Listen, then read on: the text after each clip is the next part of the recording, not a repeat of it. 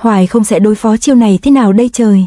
Nghe Vô Nhị Kiến giải như vậy, Bạch Linh đứng cạnh cũng vã mồ hôi lo lắng tột độ. Nhưng khi những ánh mắt lo lắng nhìn về phía Hoài không thì mọi người không khỏi bất ngờ. Anh ta không thèm đứng dậy mà ngồi xuống bậc thềm như đang ngồi xem kịch.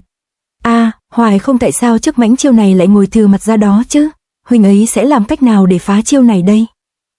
Ở bên này kình khí do thú tâm nộ mà Thiết Sư Nam xúc thế khiến mặt sàn dưới chân anh ta nứt toác cả ra. Việc tụ khí vừa xong, anh ta liền lớn giọng hét to. Hoài không, tiếp chiêu của ta đi. Từng tiếng giống phát ra từ miệng Thiết Sư Nam làm đám người trong giáo trường đều phải há mồm ngoác miệng ra kinh ngạc. Những con sư tử bị nhốt trong chuồng cũng vì tiếng giống này mà đồng loạt hét giống lên. Hàng ngàn tiếng giống bỗng hóa thành hình tướng một tảng đá nặng tựa vạn cân lao thẳng vào Hoài không. Quyền của Thiết Sư Nam như sấm sét lao đến, nhưng đối diện với Thiết Tâm Nộ, Hoài không vẫn ung dung bất động.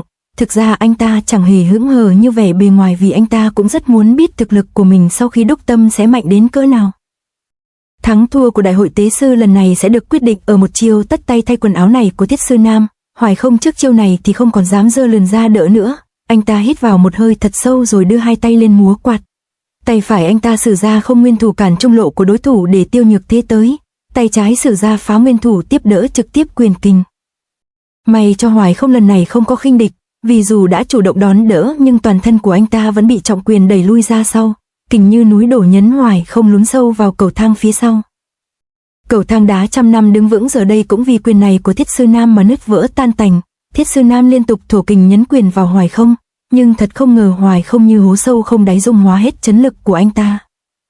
Thì ra Hoài không sớm đã đoán được sự ngụy dị của mãnh chiêu Thiết Tâm Nộ, nên anh ta ngồi lì ở bậc thang này là có chủ ý. Nhìn lại cầu thang đá dài cả chục trượng giờ đây đã bị chẻ ra làm đôi. Hoài không sớm biết sự lợi hại của thú tâm nộ nên đã chủ động lấy cầu thang này ra đỡ. Thú tâm nộ tên kêu như chuông lại bị hóa giải kiểu này thì đúng là chẳng còn ra cái thể thống gì nữa. Những phút giây kinh ngạc đi qua, giờ đây đám người Tây Linh Tiếu Phật lại được dịp mở mồm đàm tiếu, còn đám Lâu La Sư Vương Bảo thì ai nấy đều tỏ ra thất sắc lo lắng. Bên dưới kình chiêu chưa tạo ra hiệu quả được như ý muốn nên Thiết Sư Nam vội vàng biến chiêu ngay, cùi trỏ vung ra nhắm thẳng thủ cấp của Hoài không đánh xuống. Hoài không chau mày rồi chống tay thổ mạnh kình lực xuống đất, một cái lộn người nhanh như sóc nhỏ đã giúp anh ta thoát được đòn này. Chân vừa chạm đất, Hoài không lập tức xuất trường phản kích. Thiết Sư Nam như đèn đã cạn dầu sau khi dốc sức sử ra Thiết Tâm Nộ nên chẳng thể nào mà thủ, chứ đừng nói chi đến phản công. Liên tục ăn đòn, Thiết Sư Nam bị đánh lật ngửa ra sau. Tiểu tử này thật kỳ lạ, phải đỡ chiêu mạnh như vậy mà y vẫn còn có thể phản kích uy mãnh. Thắng thua đã rõ văn ràng rồi bà con. Từ trên khán đài trước hàng trăm con mắt, việc bảo chủ sư Vương Bảo là Thiết Sư Nam bại trận đã được họ chứng thực. Cả giáo trường lúc này cảm xúc đan xen khó mà diễn tả hết được. Nhưng thú tâm nộ đúng là bá đạo tuyệt luân, chiêu số đã hết từ lâu mà kình lực do Hoài không truyền xuống cầu thang vẫn còn lan đi phá hoại giáo trường. Vô Nhị thấy dưới chân rung lắc thì vội nắm tay Bạch Linh kéo ra xa né tránh. Bạch Linh cẩn thận, nhà sập rồi, mau chạy nhanh đi. Bên này đám thủ hạ của sư Vương Bảo cũng tất tả tháo chạy, vì kinh lực còn chạy dài lên trên, không những phá nhà mà còn làm sập luôn một bức tường lớn của giáo trường. Hừ, chúng ta bỏ công bỏ chuyện lặn lội từ xa đến đây mà tên Thiết Sư Nam chưa tới nửa canh giờ đã lăn quay ra chiến bại, rõ chán. Đám người bảy phái nhìn xuống góc giáo trường nơi Thiết Sư Nam đang nằm một đống rồi tiếp tục phun ra những lời trêu ghẹo. Tây Linh Tiếu Phật thấy kèo này đã hết vui liền quay sang đám trưởng môn rủ đi tăng hai. Vừa nghe Tây Linh Tiếu Phật phun ra những lời này, Ngân Băng và Hữu Sư giật nảy người. Hữu Sư lập tức có ngay hành động. Các ngươi muốn bỏ đi ư? Đâu có dễ vậy được chứ. Hữu Sư lao về phía chiếc trống thổ kình vào quyền đấm nát nó ra thành từng mảnh. Đám Lâu La trong sư Vương Bảo thấy thế thì đều biến sắc, tức thì bọn họ đồng loạt rút đao rút kiếm lao tới bủa vây 7 người trưởng môn của 7 phái. Chưa được thiếu bảo chủ đồng ý, các ngươi không ai được phép rời khỏi nơi đây. Nhảm nhí, thiếu bảo chủ của các ngươi giờ đây thân còn khó giữ nổi mà đòi giữ bọn ta sao? Không sai, các ngươi có tư cách gì mà ngăn cản bọn ta chứ? Không lẽ các ngươi vẫn chưa biết trong rượu các ngươi bú nãy giờ đã bị bọn ta hạ độc sao?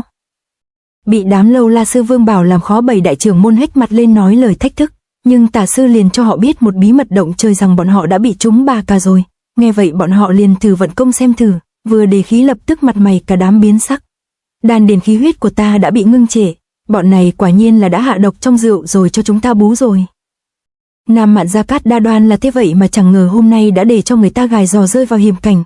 Cũng chẳng đợi đám người này nói nhiều, tả sư lập tức xua người lên vây đánh. Đừng để bọn chúng có thời gian trục độc, 500 anh em lên hết cho ta. Bỉ ổi quá, bọn chúng là muốn giết người diệt khẩu, không cho chuyện thất bại hôm nay bị lọt ra ngoài. Dù bị trúng bả chó nhưng 7 vị trưởng môn của 7 phái phương Bắc này vẫn cố gắng chống trả quyết liệt, dù bị mất đi công lực nhưng thủ pháp và kỹ năng của bọn họ vẫn hơn đám lâu la này nhiều lần. Được, để xem cái trùng sư vương bảo này của các ngươi có giữ nổi 7 đại phái của bọn ta không?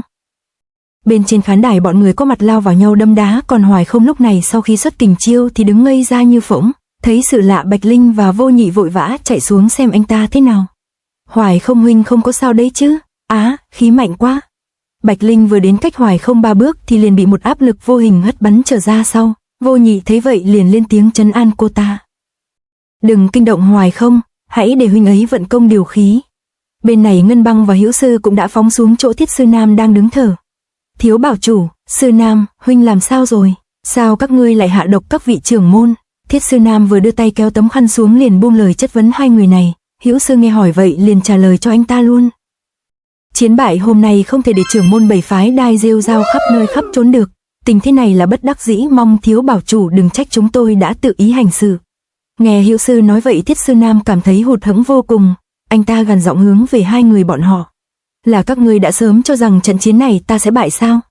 Không, Sư Nam, muội chỉ là đề phòng vạn nhất mà thôi. Thiết Sư Nam vẻ mặt căng thẳng nhưng đáp lại anh ta là lời nói lạnh tanh của Ngân Băng.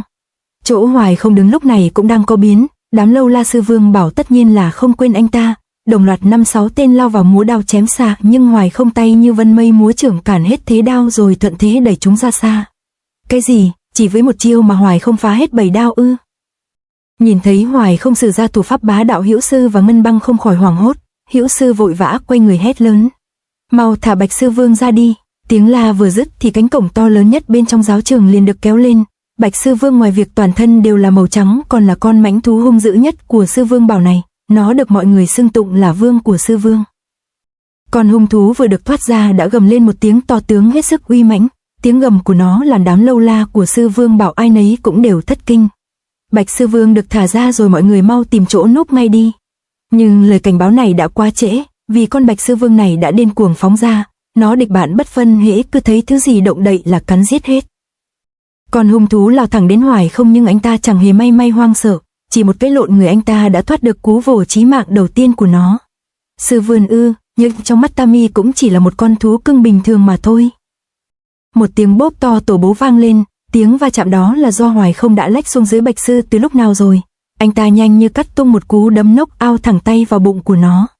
Bên trên khán đài Tả Sư lúc này đã bị 7 đại trưởng môn đánh cho văng đi.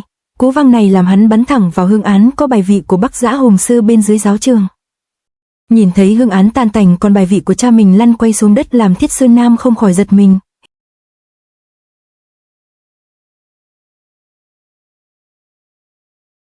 To be continued.